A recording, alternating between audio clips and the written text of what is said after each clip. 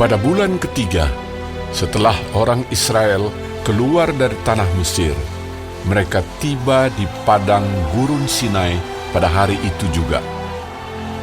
Setelah mereka berangkat dari Rafidim, tibalah mereka di padang gurun Sinai, lalu mereka berkemah di padang gurun. Orang Israel berkemah di sana di depan gunung itu.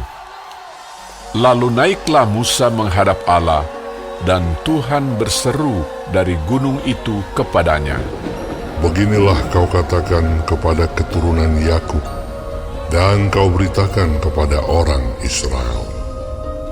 Kamu sendiri telah melihat apa yang kulakukan kepada orang Mesir, dan bagaimana aku telah mendukung kamu di atas sayap Raja Wali, dan membawa kamu kepadaku. Jadi sekarang, jika kamu sungguh-sungguh mendengarkan firman-Ku dan berpegang pada perjanjian-Ku, maka kamu akan menjadi harta kesayangan-Ku sendiri dari antara segala bangsa, sebab Akulah yang empunya seluruh bumi. Kamu akan menjadi bagiku kerajaan imam dan bangsa yang kudus. Inilah semuanya firman yang harus kau katakan kepada orang Israel. Lalu datanglah Musa dan memanggil para tua-tua bangsa itu dan membawa ke depan mereka segala firman yang diperintahkan Tuhan kepadanya. Seluruh bangsa itu menjawab bersama-sama, "Segala yang difirmankan Tuhan akan kami lakukan."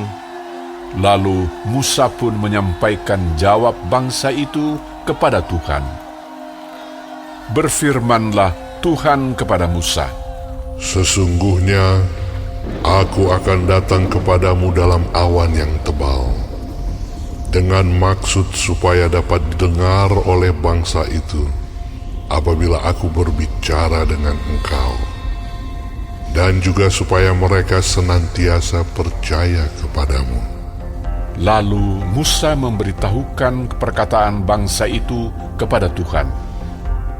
Berfirmanlah Tuhan kepada Musa, "Pergilah kepada bangsa itu, suruhlah mereka menguduskan diri pada hari ini dan besok, dan mereka harus mencuci pakaiannya. Menjelang hari ketiga, mereka harus bersiap, sebab pada hari ketiga, Tuhan akan turun di depan mata seluruh bangsa itu di Gunung Sinai. Sebab itu haruslah engkau memasang batas bagi bangsa itu berkeliling sambil berkata, 'Jagalah baik-baik. Jangan kamu mendaki gunung itu atau kena kepada kakinya. Sebab siapapun yang kena kepada gunung itu, pastilah ia dihukum mati. Tangan seorang pun tidak boleh merabanya. Sebab pastilah ia dilempari dengan batu atau dipanahi sampai mati. Baik binatang, baik manusia, ia tidak akan dibiarkan hidup. Hanya apabila sangkakala berbunyi panjang, barulah mereka boleh mendaki gunung itu." Lalu turunlah Musa dari gunung mendapatkan bangsa itu. Disuruhnyalah bangsa itu menguduskan diri, dan mereka pun mencuci pakaiannya. Maka kata Musa kepada bangsa itu, "Bersiaplah menjelang hari yang ketiga, dan janganlah kamu bersetubuh dengan perempuan." Dan terjadilah pada hari ketiga, pada waktu terbit fajar, ada guruh dan kilat dan awan padat di atas gunung, dan bunyi sangkakala yang sangat keras, sehingga gemetarlah seluruh bangsa yang ada di perkemahan. Lalu Musa membawa bangsa itu keluar dari perkemahan untuk menjumpai Allah, dan berdirilah mereka pada kaki gunung. Gunung Sinai ditutupi seluruhnya dengan asap, karena Tuhan turun ke atasnya dalam api. Asapnya membubung seperti asap dari dapur, dan seluruh gunung itu gemetar sangat. Bunyi sangkakala kian lama, kian keras. Berbicaralah Musa, lalu Allah menjawabnya dalam guruh.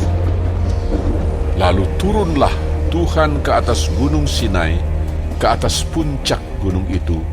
Maka Tuhan memanggil Musa ke puncak gunung itu, dan naiklah Musa ke atas. Kemudian Tuhan berfirman kepada Musa, Turunlah, peringatkanlah kepada bangsa itu, supaya mereka jangan menembus mendapatkan Tuhan hendak melihat-lihat. Sebab tentulah banyak dari mereka akan binasa.